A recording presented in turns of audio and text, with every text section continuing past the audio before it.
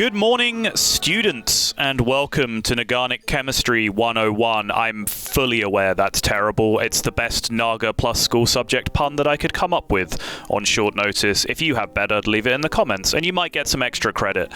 Lobby Legends Noble Garden has been completed, and while I very much enjoyed riding the waves of emotions as a caster this time around, it's time for emotions to be set aside, because Lobby Legends Graded does not care about emotion. It only cares about cold, hard data. So pay attention in the back and stop chewing that gum, because my name is Sottle and I am still your demon headcaster, and it is time for Lobby Legends Graded. Before we get too far into this, we do of course need to offer a huge congratulations to our new head boy Max7K. Although he will not be getting a featured spot in this video, I do want to offer him a big shout out and one more massive congratulations on taking home the championship. Well done, it was a fantastic performance. With that said, let's start things off with OrDragon, who put in perhaps the second most unusual performance of the tournament, and more on that later.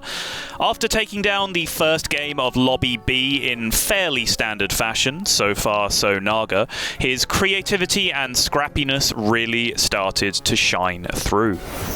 In Game 2, OrDragon recognized that he was not going to be quick enough to be the Naga bully at this point and resigned himself to tempo and aggression, trying to survive one extra turn on each turn and trying to kill an opponent where possible. This is great tournament play in the spot he was in, as with a game win already under his belt, he just needed to avoid disaster and pick up a few extra points. His strategy worked perfectly, outlasting various members of the competition and securing a top 4. Eventually moving into part tempo, part poison scam, OrDragon continued to survive on 1 HP and even eventually managed to outlast a few Naga players on his way to another solid result. During this game, Orof also did something similar with a strange menagerie style comp, but he's not the focus of this section, and since this is a school, we will stick rigidly to the syllabus and refuse to teach you anything useful outside of the curriculum. So back to OrDragon. I mean, this is exactly it, right? Turn the 7th into 6th, then turn the 6th into 5th. It's exactly what I was saying a couple of turns ago. It's exactly what OrDragon has done. If we could just find out who OrDragon's next opponent is. I think he might have found the end of the road, but I do believe that this is Oh, he found the ghost as well! Turn that 5th into 4th. Let's go! In the final game of Saturday, OrDragon finally managed to summon beasts into the eligible pool of minions, something that was sorely missed throughout both days of the tournament, and leveraged their additional Death Rattle and Reborn synergies into another scrappy top 4 with Greybow, creating comical scenarios where his ragtag group of assembled nonsense was able to go nearly toe-to-toe with the Naga high rollers in the lobby.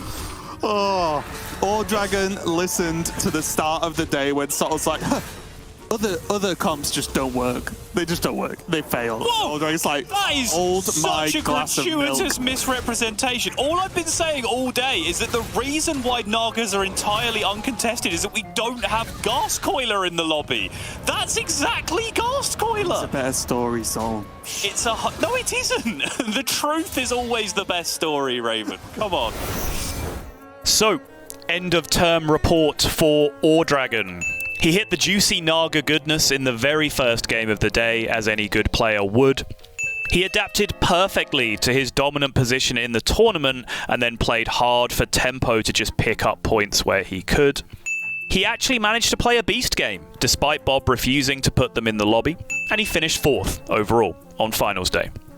Overall, solid A-. Alright. We can't avoid the serpent in the room any longer. This tournament was very Naga-centric. Nagas are the best minion type in the game by some distance right now, and that made winning lobbies very focused around the idea of tripling into a 6-drop and finding a Naga win condition. Dapido did that better than anyone. We join him in Game 2 on day 1, where after a disappointing result in Game 1, he ends up with a Maiev, one of the very best heroes in the game for spiking 6-drops. Navigating his way through the early curves, he finds himself a fully Borneo-functional Orgazoid to set himself up as the potential lobby bully. In the end, he had to make do with a 2nd place, but only due to the fact that Tess, in a meta where every single player wants to do the same thing, is a fair and balanced hero. Nothing special here, but a textbook Naga game.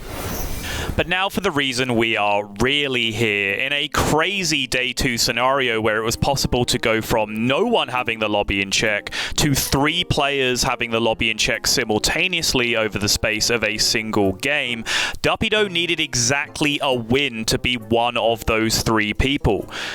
He would have been delighted to have been offered a Tess, arguably, as discussed, the best hero in the game for securing first places right now. Snap picked it before we were even able to get into game to view the selections. Even in this scenario, Dappy managed to break from the norm, however, and it was really great recognition of the situation that made it happen.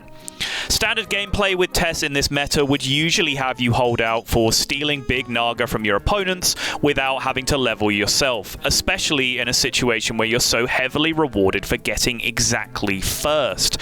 However, Dappy recognized that with multiple other players in the lobby playing pirates, waiting to fight the right Naga players at the right time would probably get him killed, and he instead ended up with this bizarre pirate-Naga hybrid board throughout the game, riding the line of tempo with the pirates but always having the ability to transition into Naga if he found the right hits.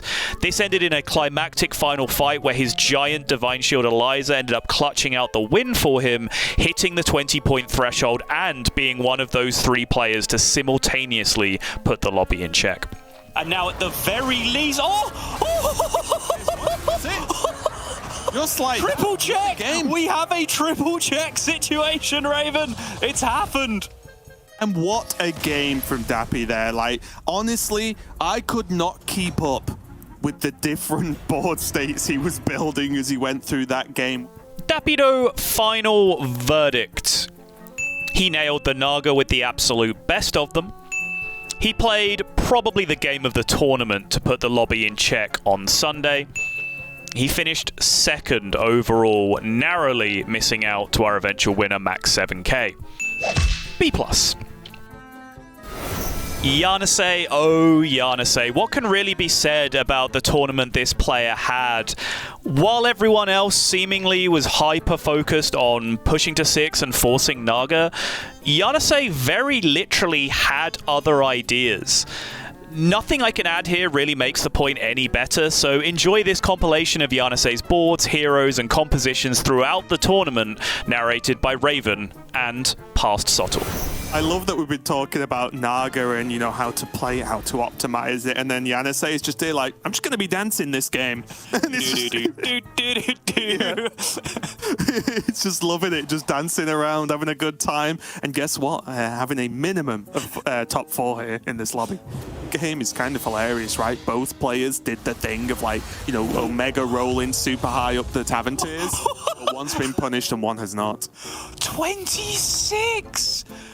Oh my god. I mean, Alucard is very mono-cleave right now, don't get me wrong. His board is not really doing anything apart from that Wind Fury Foe Reaper that he had, but still. Taking 26 when you have a Divine Shield Wind Fury 30-30 cleave on your board is probably not something he was expecting too much on that turn. Be Nice's record from this spot still, though, I believe, which could be very interesting. Raven, I'm going to lose my mind. This is not on, is it? This can't keep happening. You can't keep giving people Shudderwock when there's no beasts. Hello? Are the bans wrong? What's happening? I don't know.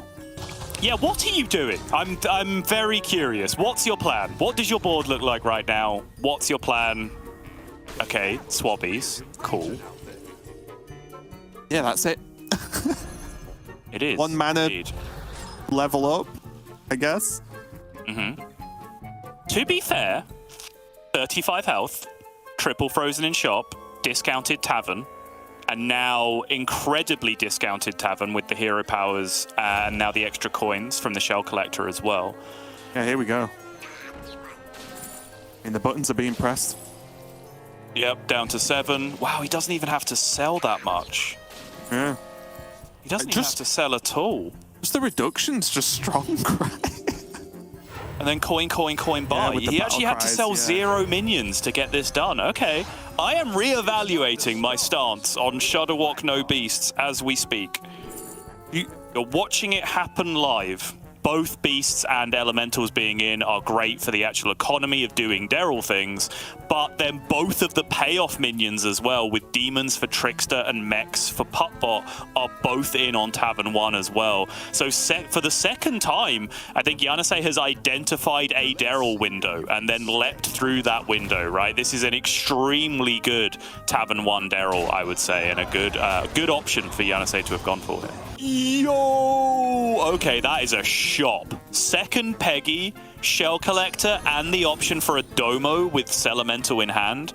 That is, I mean, I say the option for a Domo. A mandatory Domo with a Celemental in hand. Pays 2 for a roll. Like a mug. Oh, that's a mug. That's what I mean. He'd like a mug. Yeah. Oh, okay. He has been like the absolute tempo king of this tournament, right? Like Finley, Daryl stay on 1. Now there's the Greybow Millhouse in the previous game as well. Like he has largely ignored Naga for this entire tournament so far. I mean, what do you even say? Look at look at the state of that board in comparison to this. Greetings, present-day Sottle back again to wrap this all up with the shocking news that despite all of this absolute nonsense in Yanasee's games, he was able to secure 3rd place in the tournament as a whole, which is honestly staggering considering what he ended up playing in most lobbies in comparison to his opponents. So let's wrap up Yanasee's tournament. Shudderwock with Beasts out, Tavern 1 Daryl came 3rd while barely touching a Naga all tournament. Man's a genius, has to be an A. And so that was our tournament. Thanks to everyone that tuned in, to all of our players, all of our co-streamers as well. I really hope you all enjoyed Lobby Legends Noble Garden, and I hope Bob is being kind and dealing you all the Naga that you desire. As always, if you agree or disagree with any of the grades that I gave to our players, do please leave a comment underneath the video, which I will certainly not read.